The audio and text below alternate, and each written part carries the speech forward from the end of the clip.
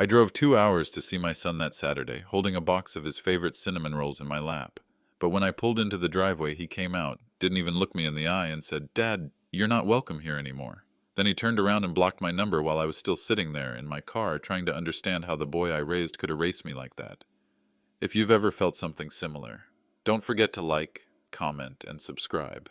I remember that morning like it's pressed into my skin. The cold was the kind that seeps into your hands, even through the steering wheel. My fingers felt stiff, slower than they used to be. The cinnamon rolls sat beside me, still warm in their box. I'd picked them up on the way, the kind my son used to ask for when he was a boy. It was supposed to be a good day. I hadn't seen the grandkids in a while, and I didn't want them to grow up thinking of me as some distant figure they barely knew. I'd been counting the days all week, thinking about the little things I'd say to make them laugh. When I pulled into the driveway, I expected to see my son's face light up the way it used to. Instead, he came out slowly, his hands in his pockets. No smile, no, "Hey, Dad, glad you made it." He didn't even meet my eyes. His voice was flat, like it had been practiced. "Dad, you're not welcome here anymore." I thought I'd misheard him. I actually waited for him to explain, to add something that would make sense. But he didn't. He just turned and started walking back toward the house. The front door closed with a quiet, heavy sound, the kind that feels final. I reached for my phone. My hands were shaking, though not from the cold anymore. I opened my messages, typed his name, but it wouldn't go through. My calls didn't ring. He'd already blocked me. I sat there in the car, the engine still running, my breath fogging the glass. I stared at that closed door like it might open again, like maybe he'd come back out and say there'd been some misunderstanding. But nothing moved. The cinnamon rolls were cooling on the seat next to me. I remember looking at them, thinking how ridiculous it was, how I'd carried them so carefully the whole drive, as if they were a ticket back into their lives. I didn't start the car right away. I just sat there, my mind running in tight, painful circles. What had I done? Was it something I said? Something I didn't say? I couldn't find an answer. When I finally put the car in reverse, the tires crunched softly over the gravel. The whole drive home felt different, heavier somehow. Every mile seemed longer than the one before it, and with each one, it sank in a little more. I had been erased. It's strange how you can know someone for their entire life and still feel like you're losing them without ever understanding why. It wasn't always like this. For most of my son's childhood, we were close in a way that made me believe nothing could come between us. Sunday mornings were ours, just the two of us, out on the water with our fishing poles, a thermos of coffee for me, a bottle of orange juice for him. The quiet between us wasn't uncomfortable. It was the kind that felt safe. I'd bait his hook. He'd ask too many questions about the fish, and I'd answer every single one. I was there for every scraped knee, every science project, every late-night fever. I don't say that to pat myself on the back. It's just the truth. Being his dad was the most important thing I'd ever do. When his mother and I divorced, he was already in college. I worried, of course, about how it might change things. But we talked. We saw each other. I told myself we'd come through it intact. I still believed he knew. No matter where he lived, no matter what happened between his mother and me, I was his father, and I was here for him, always. Over the years, though, there were changes, small ones at first, the kind that are easy to ignore because you don't want to think too hard about them. Calls that used to last an hour became 30 minutes, then 15. He'd sound distracted sometimes, like he was somewhere else while we were talking. I told myself it was just life, work, bills, kids. Invitations started to come less often. Holidays felt more optional than they used to. There was always a reason. The kids had school projects, they were visiting her family that weekend, or they just needed some time at home. It all sounded reasonable enough. And I wanted to believe it. I told myself not to take it personally. That this was what adulthood was. Everyone busy, everyone stretched thin. But looking back now, I think the erasure started long before I noticed. There were small things that should have caught my attention, like the way his voice would hesitate when I asked if I could stop by. It wasn't a flat no, but it wasn't a warm yes either. Just a pause, then something like, "Let me check with Sarah," his wife, before giving me an answer. Sometimes she'd answer my questions for him when I called, if she happened to pick up. Simple things, like how the kids were doing or what time they'd be home. Her voice was always polite, but there was a coolness there, a wall I couldn't see over. I told myself she was just private, that it wasn't about me, but I'd hang up the phone with a heaviness in my chest I couldn't explain. I remember one Thanksgiving in particular. I'd offered to host, thinking it would take the pressure off them. He said they already had plans. I asked where, and he told me they'd be spending it, just the four of us. I laughed it off, told him I understood, but the truth was, it hurt more than I let on. I'd always pictured my table full for the holidays. I thought that's what family did. Stayed together, even if it was inconvenient sometimes. There's a certain kind of distance that doesn't show itself in big fights or angry words. It's quiet. It seeps in like cold air through a crack in the window. You don't notice at first. You just start wearing a sweater around the house without thinking about why. I kept trying, offering to drive over for an afternoon, suggesting we meet halfway for lunch. Most of the time, the answer was, "We'll see," or "Maybe next weekend." And when next weekend came, there was always something in the way. It's easy, in the moment, to convince yourself it's temporary, that they'll call when things calm down, that the grandkids will get older, and there will be more time. But the truth is, sometimes the distance isn't a pause, it's a path, and they're already walking it, away from you, before you even notice your feet haven't moved. If you've ever felt something similar, if you've watched someone you love slowly step back until you're left holding pieces of a relationship you thought was solid, don't forget to like, comment, and subscribe. Sometimes sharing these stories is the only way they stop feeling so heavy. Looking back now, I can see it so clearly, the way my visits were scheduled around what worked for them, and never the other way around. The way my phone calls started to feel like interruptions instead of connections. The way my presence was treated like an obligation rather than something anyone looked forward to. At the time, I thought we were just adjusting to new boundaries. I told myself that was healthy, that I shouldn't expect the same closeness we had when he was a kid. But boundaries can be good or bad, depending on how they're used. Sometimes they protect a relationship, and sometimes they choke it without you even realizing. I see it now. The boundaries weren't about space. They were walls that kept me out, little by little, until I was no longer part of the picture. And the hardest part is, I can't point to a single moment when it began. No big fight, no clear turning point, just a slow, quiet drifting. And me convincing myself it was nothing. When I think back to those Sunday fishing trips, the sound of the water lapping against the boat, his small voice asking if we could stay out a little longer, it's almost impossible to connect that boy with the man who would one day tell me I wasn't welcome anymore. But maybe that's the thing no one tells you about family. You don't always lose them all at once. Sometimes you lose them an inch at a time, and by the time you realize how far they've gone, it's already too late to catch up. I can still see that day in my mind. The light, the air, the way the grass felt under my shoes. It was early summer, warm but not too hot. The kind of weather that makes you believe everything is steady and safe. I'd been invited over for a barbecue. Nothing special, just a Saturday afternoon. But looking back now, that was the last time I walked into my son's home and felt like I belonged there. When I pulled into the driveway, I remember hesitating before I got out of the car. Not because I was nervous, at least not in the way you might think, but because I'd noticed something in the past few visits. A change. Small, almost invisible, but enough to make me wonder if maybe I was intruding. Still, I told myself not to be paranoid. I grabbed the pie I'd baked, blueberry his favorite when he was a boy, and walked to the back gate. The yard was full of people.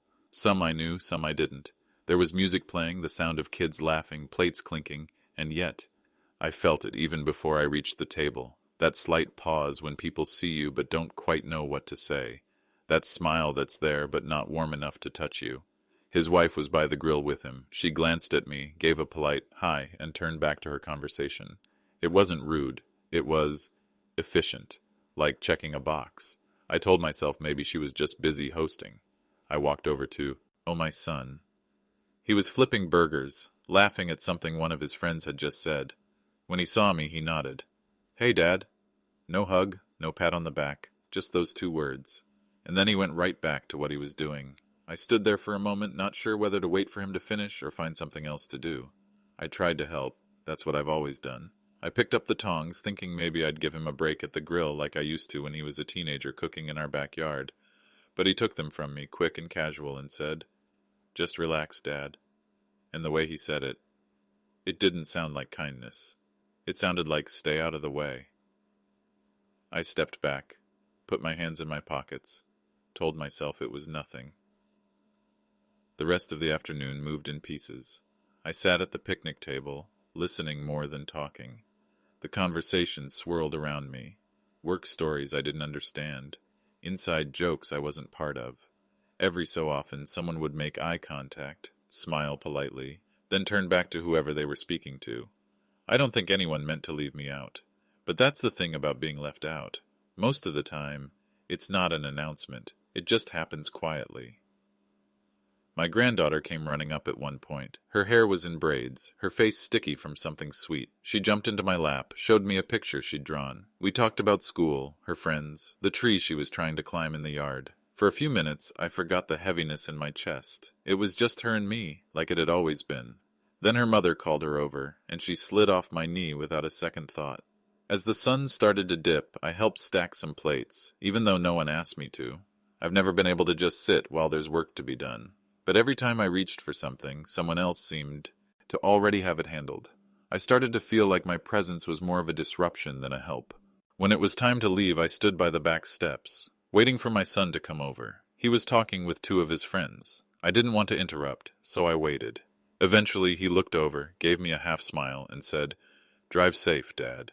No walk to the car, no thanks for coming, no plan for next time." But my granddaughter, she came running after me just before I opened the gate. She wrapped her arms around me and said, "When will you come back?" I smiled, tried to keep my voice steady, and told her, "Soon." I didn't know, standing there, that soon was going to turn into never.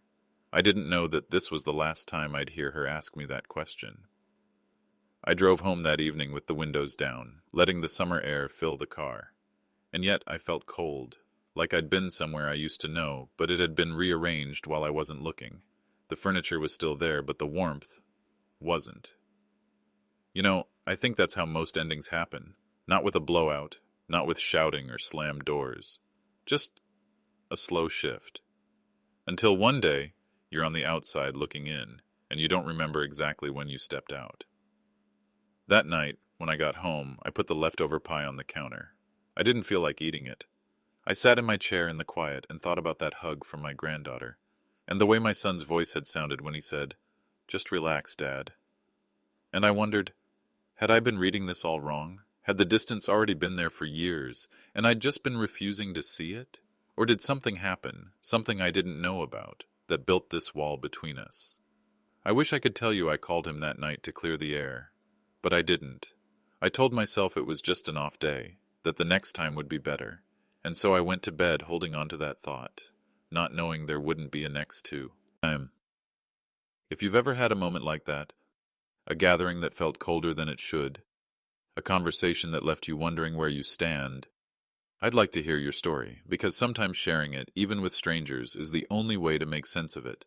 So, if you're watching this, please take a moment to like this video, subscribe, and tell me in the comments if you felt this kind of quiet distance. Maybe together we can make it feel a little less lonely.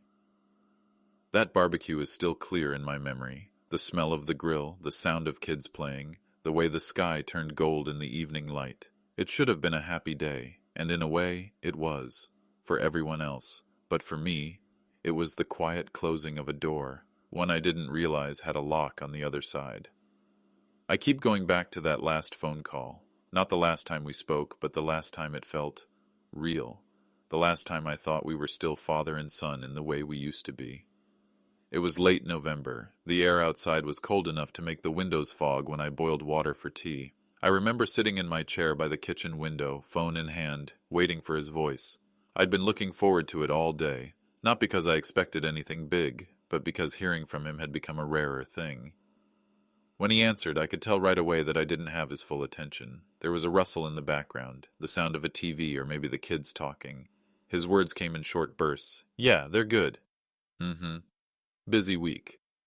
I asked about the kids' school, whether they were still doing that after-school art program he'd mentioned months before. He said something like, "Yeah, they're doing fine," but it was clipped. I tried to fill the gaps with small questions, anything to keep him talking. And then I asked if I could come for Christmas. I don't know why that moment stands out so sharply in my memory. Maybe it's because there was a pause, not long enough to be obvious, but just long enough that I felt it in my chest. He said, we've actually already got plans this year. Plans. He didn't say what they were. He didn't invite me to join. I remember saying, "That's all right, I'll see you in the new year," trying to make it sound casual. I think I even laughed a little, the way you do when you want to smooth something over. If you're listening to this, maybe you know what I mean. That feeling where you're smiling on the outside, but inside something has shifted. Before I go on, if you've ever had a moment like that, I'd like to hear about it. Leave a comment, share your story. And if you're still with me, consider liking and subscribing. It's a small thing, but it helps keep these conversations going. After that call, I told myself not to read too much into it. People get busy, schedules get complicated. I thought maybe it was just 1 year, one Christmas. But deep down, I think I knew it was more than that. It's strange how memory works. I can't always remember what I had for lunch yesterday, but I can remember the tone of his voice that day, the way it had a slight distance in it, not anger, not even irritation, just absence. And once I started thinking about it, I realized there had been other moments like that. There was the time, years ago, when he and his wife were saving for a house. I had a little money put aside, nothing life-changing, but enough to help with the down payment. I remember sitting across from him at a small diner, sliding my coffee mug between my hands and saying, "If you need help getting into the place you want, I'd be glad to chip in." He didn't even hesitate before saying, "No, Dad, that's okay. We've got it handled." At the time, I took it as pride. I even admired it a little. I'd raised a son who wanted to stand on his own 2 feet. But now, I wonder, was it pride, or was it the start of him building a life where I wasn't part of the foundation? It's a dangerous thing, looking back with new eyes. You start to see shadows where you used to see light. I think about the conversations we used to have when he was younger. He'd call me about things that didn't really matter. A recipe, a question about fixing the lawnmower, a funny thing the kids said. Those calls stopped being about nothing and started being only about something. Purposeful, scheduled, like there was no room for the in-between. And I wonder, did I say something wrong along the way? Was there a moment I didn't notice where I became too much, or maybe not enough? Sometimes I think maybe I'm just a reminder of things he'd rather not think about. The divorce, the years that followed, the fact that his childhood was split between 2 houses. I told myself we'd come through all of that intact, but maybe intact was just my word for it. These thoughts don't come and go like waves. They don't crash in and then pull back. They're quieter than that. They sit in the background, steady and low, like the hum of an old refrigerator. You don't notice it all the time, but when you do, you can't unhear it. And it's not just the big moments, it's the little ones that stick with me, like the way, on that last real call, he didn't ask how I was doing until I slipped it into the conversation myself. Or the way he'd say, "We'll see," when I offered to visit, in a tone that told me we probably wouldn't. I've started to replay these moments not because I want to, believe me, I wish I could stop, but because I'm trying to find the point where things shifted, the point where I went from being someone he turned to someone he had to make space for. When I think about that Christmas call now, I realize I was holding on to a version of us that no longer existed. I was still picturing the father and son who used to fish together on Sundays, who would laugh at inside jokes no one else understood. I didn't want to see that those people had already been replaced by polite voices on the phone and carefully managed visits. Sometimes I wonder if he replays any of those conversations in his mind. I wonder if he ever lies awake and thinks about how it felt to say, "We've already got plans," to his father, knowing those plans didn't include him. Maybe he does. Or maybe he's forgotten it entirely, the way we forget so many small exchanges over the years. But I haven't forgotten. And I think that's one of the hardest parts, realizing that something can weigh on you every single day, and on the other side, it might not even register as a memory. I've tried to tell myself that love is still there, somewhere under the layers of silence and distance, that maybe life will shift again, and we'll find our way back. But if I'm honest, I'm not sure if I believe that anymore. What I do know is that these conversations, the ones that felt ordinary at the time, have taken root in me. They've become markers in the timeline of our relationship, points I keep circling back to. And each time I go over them, I can't help but think, maybe the end doesn't come with a fight or a big declaration. Maybe it comes with a pause on the other end of the phone, a polite refusal, a quiet moment you don't recognize as the turning point until it's too late. I can still see it clearly. The pale winter light, the thin frost on the grass, the quiet of the street. It was the kind of morning that should have been filled with small joys. The smell of coffee, the sound of my granddaughter's laughter inside the house. Instead, I was parked at the curb, hands resin, ting on the steering wheel, wondering how a moment like this could happen in my life. That morning, when he told me I wasn't welcome, I didn't yell, I didn't plead. I just stood there for a second, box of cinnamon rolls in my hands, and nodded. It wasn't the nod of agreement. It was the nod of someone who knows they've just been pushed out of a circle they thought they belonged to. I got back in the car and set the box down on the passenger seat. The smell of cinnamon and sugar filled the air, warm at first, but fading as the minutes passed. I had bought them that morning from the little bakery in town. It was something my son used to love as a kid. I thought maybe it could be a small bridge between us, something simple we could share, but they just sat there, cooling, untouched. Part of me hoped he'd come back out. Maybe he'd knock on the window, tell me it was a mistake. Maybe he'd even try to explain. I kept my eyes on the front door just in case. The wood was painted a deep blue, the same color it had been the first time I visited their house years ago. Back then, I'd been invited in with a smile, shown around, introduced to neighbors. That door had once opened easily for me. Now it was just shut. I saw movement behind the curtains. Just shadows, faint outlines. My family, my son, my daughter-in-law, my granddaughter, moving about inside without me. They were going on with their morning as though I had already left, as though my being there didn't change anything. I thought about knocking. I thought about forcing the conversation. After all, I had driven 40 minutes to be here, but there was something in me that knew this wasn't a sudden decision.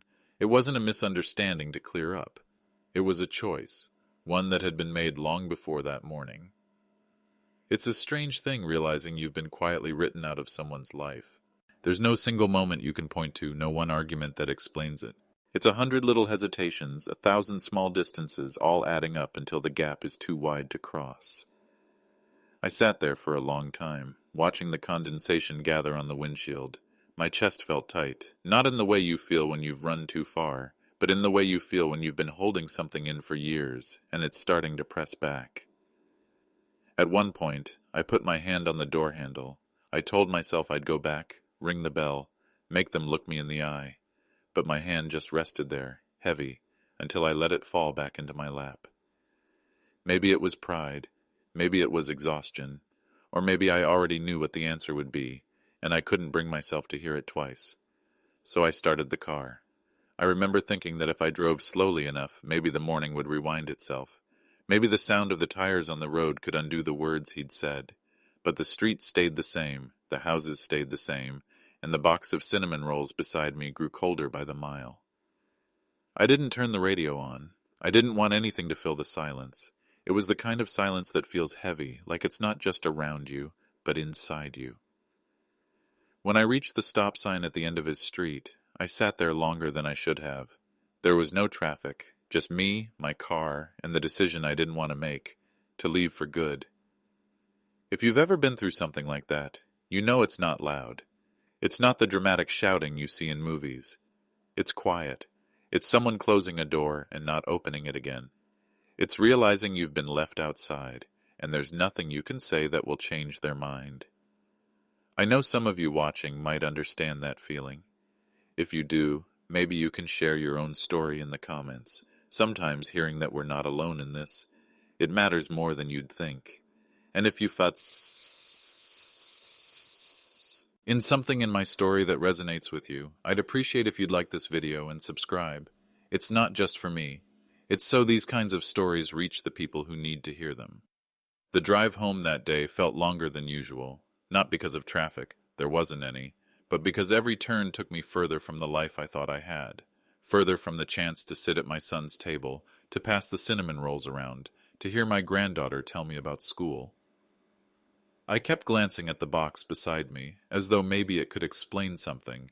It didn't, of course. It was just cardboard and sugar and cinnamon, But it was also the last small gesture I ever tried to make, and I think that's why I couldn't bring myself to throw it away. When I pulled into my driveway, I didn't get out of the car right away. I just sat there, staring at the steering wheel, feeling the weight of what had just happened settle in. It wasn't just a bad morning, it was a turning point. A quiet one, but final all the same. For the rest of that day, I kept expecting the phone to ring. Maybe he'd call to explain, or at least soften what he'd said. But the phone stayed silent. The only sounds in the house were the hum of the refrigerator and the occasional creak of the floorboards as I moved from one room to another, trying to keep busy. The cinnamon rolls stayed on the counter for 2 days. I couldn't bring myself to eat them. By the third day they were hard and stale, and I threw them away. It felt symbolic, though I didn't want it to. Since then, I've replayed that morning in my head more times than I can count. I've wondered what would have happened if I'd knocked, if I'd insisted on being heard. But deep down, I think I know. The decision wasn't about that morning. It was about a distance that had been growing for years, a distance I didn't want to see. And once someone decides you don't belong in their life anymore, they rarely change their mind. I used to think the hardest part would be that morning, sitting in my car in his driveway, realizing I wasn't welcome anymore. But I was wrong. The hardest part came after. It was the silence. Not a sharp, cutting silence. Not the kind that explodes after an argument and then fades. No. This was different. This was the kind that settles in, like a fog. It's everywhere, and it doesn't lift. In the days that followed, I kept my phone close.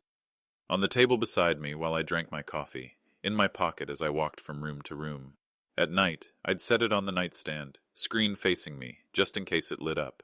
I told myself he'd call. Maybe not right away. Maybe he just needed time. A day, 2 days, a week at most. But the days passed, and the phone stayed quiet. My birthday came a few weeks later. I didn't expect much. Maybe just a quick message, a happy birthday, Dad, something simple. I kept glancing at the screen, refreshing it even though I knew nothing new had come through. By the end of the day, I put the phone face down. I told myself maybe he'd forgotten, that he'd realize it tomorrow and call then. Tomorrow came, and tomorrow went. I didn't tell anyone. Friends would ask how my son was, and I'd give them the same answer. He's good, just busy. It was easier than saying the truth, that I didn't know, that I hadn't spoken to him since that morning, that my own son could go weeks without wondering if I was all right. Some nights I'd catch myself rehearsing what I would say if he did call, trying to make it sound light, casual. I didn't want to sound hurt. I didn't want him to hear the loneliness in my voice. I thought if I kept it easy, maybe he'd want to talk again. Weeks turned into months. That's when I saw the first picture. It was on social media. Not from him, of course, from someone else. A group photo at a park. The kids were there, smiling. Holding balloons. My grandkids. My own blood. I stared at the picture longer than I should have, looking for clues. Was it a birthday? A family picnic? I noticed how big they'd gotten. How my granddaughter's hair had grown longer. How my grandson had lost that baby roundness in his cheeks. And I hadn't seen it happen. The pictures kept coming.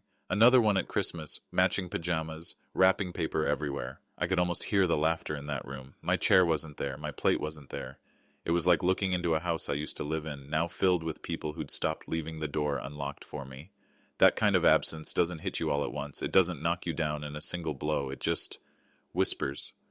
It's there when you wake up and realize no one needs you that day. It's there when you sit at the kitchen table with an extra chair across from you. It's there when the mail comes and every envelope has your name, but none carry his handwriting. I tried to keep busy. I started small projects around the house, fixing a loose hinge, clearing out the garage. But every quiet moment, the thought returned. I'd wonder where they were, what they were doing, if my grandkids still remembered the silly stories I used to tell them before bed. Sometimes I'd open the old photo albums, not the digital ones, the ones with real paper, the kind you flip through, pictures of him as a boy, smiling with missing teeth, standing in front of the Christmas tree holding a toy I'd stayed up late building the night before. Back then, I thought those memories would be the foundation we'd always stand on, that no matter how far life took us, those moments would keep us close. But now, it feels like they only keep me close to something he's already walked away from. I caught myself checking the calendar, marking the days without contact, as if reaching a cert. A number would mean something, would prove something, but there's no number that makes it easier. And the strange thing is, life goes on. That's what stings. It's not that he's hurting or angry or struggling, it's that he's fine. They're all fine, just without me. The world didn't fall apart when I wasn't there. They laughed. They celebrated. They grew. I used to believe absence was loud, that it would leave a hole big enough for someone to notice. But I've learned it's not like that at all. It doesn't scream. It just hums, steady and low, until one day you realize it's the only sound you've heard for months. If you've ever gone through something like this, if you've ever watched your own family live a life you're no longer part of, then you know the kind of silence I'm talking about. It's the kind that stays. The kind that makes you wonder if you were ever as needed as you thought. And maybe the worst part is how quickly people accept it, how quickly you start to accept it. I used to think acceptance meant some kind of peace.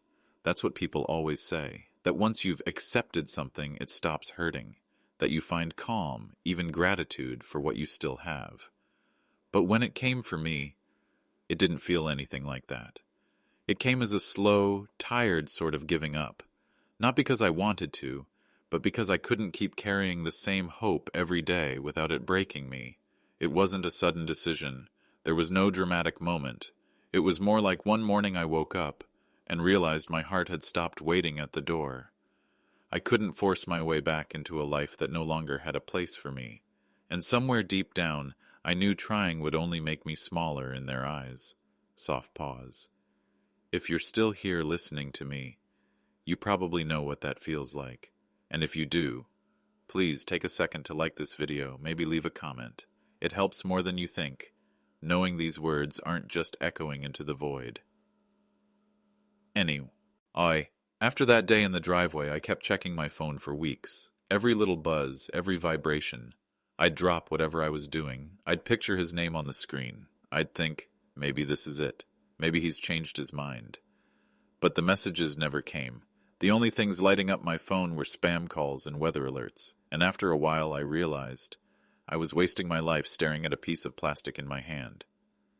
So I started putting it down, at first just for a few hours at a time, then for whole afternoons. I told myself I was letting go, but it didn't feel like letting go. It felt like stopping myself from drowning. I tried to find small things I could control. The garden had been neglected for months. Weeds in the beds, the fence leaning, the soil dry. So I started there. I pulled weeds until my hands ached. I trimmed the roses back and planted new seeds. There's something quiet and honest about the way plants respond to care. They don't question your worth. They don't ask you to explain yourself. You give them water, light, and time, and they grow. I fixed the squeaky hinge on the shed one afternoon. It had been bothering me for years, the way it groaned every time I opened the door. A little oil, a few turns of the screwdriver, and it swung smooth again. It sounds small, but there's a kind of relief in fixing something that stays fixed. Mornings became my own. I'd wake up before the sun, make a pot of coffee, and sit by the window. The house was quiet. Sometimes I'd just watch the steam rise from the mug, feeling the warmth in my hands. It wasn't joy, it wasn't healing, but it was stillness. And after months of tension, stillness felt like a gift. There's a strange kind of freedom in letting go, but it's not the kind you hear about in self-help books. It's not light or airy. It's heavy. It settles in your chest, like a stone, but it's yours. And in a way, owning it feels better than pretending you're still waiting for something that might never come. I stopped rehearsing conversations in my head. I used to do that all the time, imagining what I'd say if he called, or if we ran into each other somewhere. The words always started kind, but eventually I'd hear the bitterness creeping in. The rehearsals never made me feel better. They just kept me stuck in a loop where I was always explaining myself to someone who didn't want to listen. So I let those conversations go. Not because I didn't have anything to say, but because I finally understood I wasn't the one who needed to speak. Sometimes I'd go whole days without thinking about him. That used to scare me, like I was losing him even more. But then I realized, maybe it was just my heart finding its own way to survive. I'm not going to pretend it didn't still hurt. Every so often, I'd see something, a father and son at the hardware store, a little boy riding on his dad's shoulders at the park, and it would hit me like it was the first day all over again. But those moments became less like open wounds and more like bruises. They were still tender, but I could move around them. The truth is, letting go isn't a single act. It's not something you do once and it's done. It's 100 little choices every day, not checking their social media, not writing the text you know will go unanswered, not letting your mind wander back to the driveway where it all started. It's exhausting work, but it's the only work that's mine to do now. Some nights, I'd sit outside in the yard after dark. The crickets would be loud, the air cool. And I'd think about how strange it is that life doesn't stop for your pain. The seasons still change, the weeds still grow, the coffee still brews every morning, and you just keep going even if you don't feel like you are. Acceptance didn't make me happy, but it made the days livable. And right now, that's enough. I don't. To think I'll ever understand fully why my son chose this path. I've gone over it in my mind 1,000 times, looking for the moment I could point to and say, there, that's where it went wrong. But life, it isn't that clean. Sometimes there's no single reason. Sometimes it's 1,000 tiny things that add up, and you don't notice until the distance between you is too wide to cross. And maybe that's what happened with us. I used to believe I could fix it if I just said the right words, or showed up at the right time, or proved I was still needed. But there comes a point when you realize your effort is one-sided. You're carrying the whole weight, and the other person isn't even looking your way. That's when I stopped trying to force my way back into a life that clearly had no space for me. If you've ever been in that place, where you love someone so much it hurts, but that love only finds a closed door, then you know. And if you've been listening this far, maybe you know exactly what I mean. If you do, I'd like you to take a second and click the like button or leave a comment. Not for me, but so others can see they're not the only ones going through it. Sometimes just knowing you're not alone makes a difference. After I stepped back, I had to find somewhere to put all that energy, all that care that had nowhere to go. I couldn't just let it rot inside me. So I started small. I began volunteering at the community center in town. They run a woodworking program for kids. Nothing fancy, just little projects. Birdhouses, shelves, toy cars. The first time I walked in, the smell of sawdust hit me, and I felt something I hadn't felt in years. One of the boys, maybe 9 or 10, was staring at a plank of wood like it was a math problem he couldn't solve. I crouched next to him and said, "Looks like you're thinking hard about that cut." He looked at me and he said, "I don't want to mess it up." I smiled. "Well, that's the good thing about wood. You can always try again." We spent the next hour sanding that piece together. He didn't say much, and neither did I. But when he held up the finished shelf, his grin said everything. That night I realized, maybe fatherhood isn't always about raising your own blood. Maybe it's about showing up for whoever's in front of you. I started going every Tuesday and Thursday. The kids began to recognize me. Some would wave before I even sat down. One girl, she couldn't have been more than 7, gave me a bracelet she'd made out of string. I still keep it in my jacket pocket. It's different from being a father to your own child. There's no history, no baggage, no expectations, just the simple act of being there. I also found myself talking to my neighbors more. Not deep conversations, just little check-ins over the fence, sharing tomatoes from the garden, borrowing a ladder. It's funny how much human connection we miss because we're too busy looking at the one person who won't give it to us. And then there was Mark. We used to fish together years ago. He'd moved away, I'd gotten busy, and life happened. We reconnected by chance, ran into each other at the hardware store. We stood in the parking lot for nearly an hour, catching up. Now, every couple of weeks, we head out to the lake. We don't always catch much, but that's not the point. Out there, in the quiet, with the water stretching out in front of us, I remember there's more to life than the ache I've been carrying. Still, the ache is there. Every time I drive near my son's street, I feel it. I still know exactly which house is his. For a while I used to park just down the road.